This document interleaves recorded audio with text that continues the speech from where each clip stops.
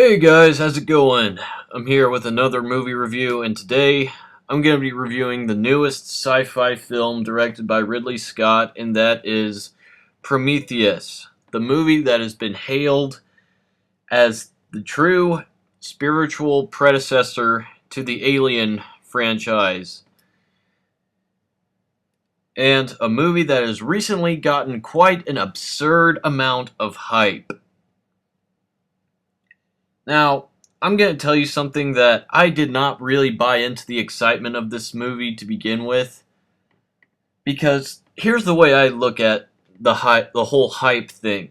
Since most of the movies we see today are either remakes, sequels, or adaptations of some kind, whenever we see a movie with a completely original premise, with completely original characters, that has not adapted anything that has been pre-existing before, people will all of a sudden, because they're so desperate for something that's new and fresh and original, they will just gain an insane and ridiculous amount of excitement for it just because it's not a remake or it's not based on something that's pre-existing, and thus they'll pretty much build up an insane amount of anticipation towards that said film, regardless whether if it actually turns out to be good or bad.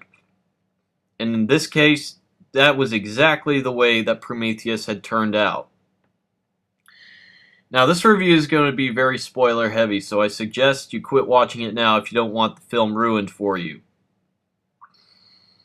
The whole plot line of the film is that there's this young couple who are scientists. One is named Holloway and another is named Shaw.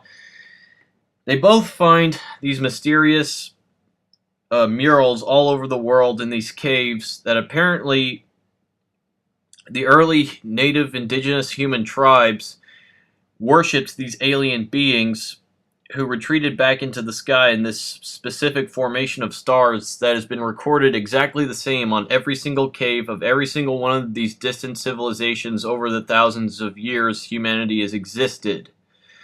So they present all these findings to a guy named Wayland, who runs the Wayland Corporation, and because Wayland is a very superstitious old man who doesn't like being an old man, and he believes that meeting with these proposed aliens can make him young again, he decides to fund this big expedition to this planet from which all these murals from all these caves have somehow provided a set of coordinates to find this planet. So Wayland funds a big, hugely luxurious $1 trillion spaceship expedition with a crew of 17 people, a gigantic spaceship, and the main people calling the shots are Holloway and Shaw. Now, they arrive on this planet, which is called LV-226, and they somehow manage to locate the alien spacecraft, which looks a lot like the alien spacecraft that's discovered in the original Alien movie, which I'm going to say this right now, and I said this then, and I'm going to say it right now. I still think that spaceship looks like a giant toilet seat. Now, I'm not trying to bash Mr. H.R. Geiger. I personally love the man and his artwork. But seriously, though, what the hell, man? That's seriously the most bizarre imagery you can come up with? A spaceship that looks like a giant toilet seat? That's just one design I can't really take seriously. Anyways, back to the movie.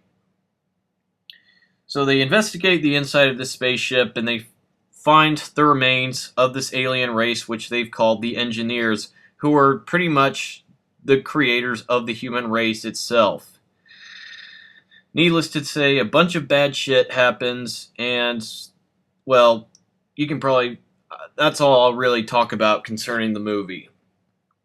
Now, I'm going to go over all the good parts.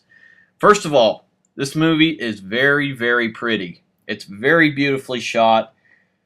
The action scenes, the special effects, and some of the suspense and horror scenes are incredibly, very, very, very well done.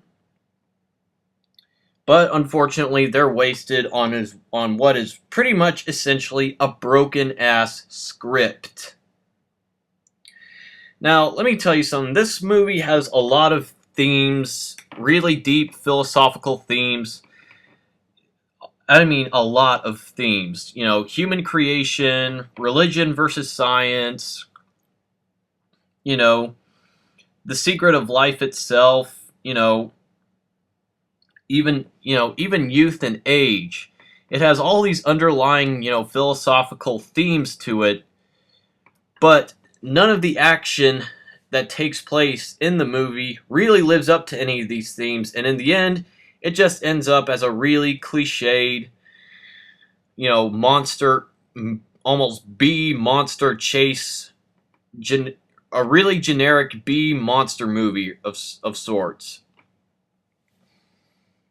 Another big problem I have is that there's a lot of really random, meaningless shit that happens in this movie that means absolutely nothing to the story. For example, Shaw's boyfriend Holloway, one of the lead scientists, is infected by this black goo that the robot David puts into his drink, and he becomes really sick and he dies when the CEO, played by Charlize Theron, burns him alive. And this is basically one really big subplot of the movie, but apparently he has sex with Shaw, and Shaw becomes 3 months pregnant. Only one night. She becomes 3 months pregnant the night after they have sex. So obviously it's a very highly advanced baby that gives birth. And of course she's given a very highly advanced C-section, and she gives birth to what apparently looks like a big-ass squid creature of some kind. And this has absolutely no significance on the plot other than to have a Deus Ex Machina, for killing the main monster, at the very, very, very end of the film. Which brings me to another point. Apparently, they do find one monster that's alive that apparently their really fancy, red light shining tennis ball trackers weren't able to locate before. And when they find this monster, it wakes up and it starts killing people. That's really when this movie goes from being a deep philosophical thriller to being just a dumb, stupid B monster action movie. That's officially when this movie descends into full retard mode.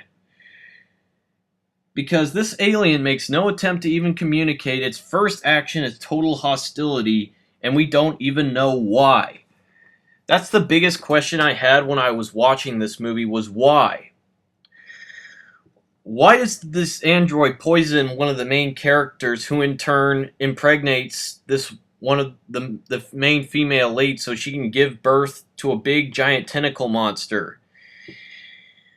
What's the point of the two guys who are stuck in the cave who end up getting killed, and one of them comes back as a really strong-ass zombie? What's the point of that one alien at the very beginning of the film who drinks that one serum that just decays his body into this waterfall? Why did the corporate executive guy come along? Wasn't he supposed to be dead? Why couldn't he just let everybody else come along? Why was his whole company good, okay with the fact of letting him fund a $1 trillion expedition and not even bother to supply the ship with even a couple of military frigates to provide them with security just in case first contact with an alien species would go horribly awry? What proof do Shaw and Holloway have that all these different maps they found all across the world are an invitation by this alien species? Why do the aliens all of a sudden hate humans and they want to destroy Earth? How is it that the seemingly crashed alien spacecraft is somehow able to actually reactivate itself and fly into the air? This movie raises so many goddamn questions, and it answers almost none of them. Almost none of them. When you're making a movie, when you're writing the story for a movie, you need to provide something called exposition. so that the audience won't get lost, and so yeah, so they'll know what's going on. This movie has this movie starts out really strong, but in like the first act is really good, but like the latter two acts are just full of hair-pullingly frustrating plot holes and questions. Another question I have is that at the very end of the movie, we see the engineer alien getting face raped by the giant squid alien that Shaw gives birth to, which basically serves, I guess, as the very first face hugger. Because in the scene that comes right before the credits, the engineer's dead body gives birth to a half-grown xenomorph alien. Now, why does it give birth to a half-grown, fully adult xenomorph alien when in the other Alien movies, whenever the alien is actually born out of its host's stomach, it's a little bitty worm? Questions. Explanation. This movie was absolutely frustrating. It made no goddamn sense to me. I couldn't understand it at all because it just simply wouldn't answer my fucking questions. So, all in all, I don't understand any of the good reviews this movie has been getting because it has done nothing but confuse the hell out of me. And on top of that, I think about half of the problems that this movie has comes from the fact that it is part of the Alien series. In my opinion, if you would have made this movie completely unrelated to the Alien movies, it would have been better. It would have been a lot better. Because I feel like the whole thing where the guy gets sick and he impregnates his wife, with a squid monster that face rapes the alien engineer, which in turn gives birth to a xenomorph, that was obviously ham-fisted in there for fan service because people wanted to go into a movie that was related to the Alien movies, and by God, they were going to see a goddamn xenomorph in this movie, whether they liked it or not, because it's directed by Ridley Scott, and it has stuff in there that we see in the Alien movies, like androids who have like white oil and have like weird little spinal cords, and they look all techno-organic. And on top of that, we have the spaceship that looks like a giant toilet seat, and the inside we have all the H.R. Geiger weird black bioorganic S&M shit. Oh, and on top of that, we have a character in here named Wayland. If you would have seriously taken all those elements out and just replaced them with something new, Prometheus would have been a very fresh and original idea, and in my opinion, it would have been a stronger film because of it. If you would have taken out the whole, dark liquid death stuff, impregnating xenomorph birth subplot, then you could have had about maybe 30 or 40 minutes of character development that you could have used to grow these characters and make us more attached to them and thus actually care about them when they died. Ugh. If you can't already tell, I fucking hated this movie. I really do. I wasn't expecting anything great, but I was expecting it to at least be decent. And it wasn't.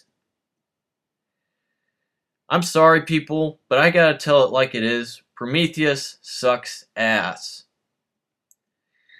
That's my review of it. Goodbye.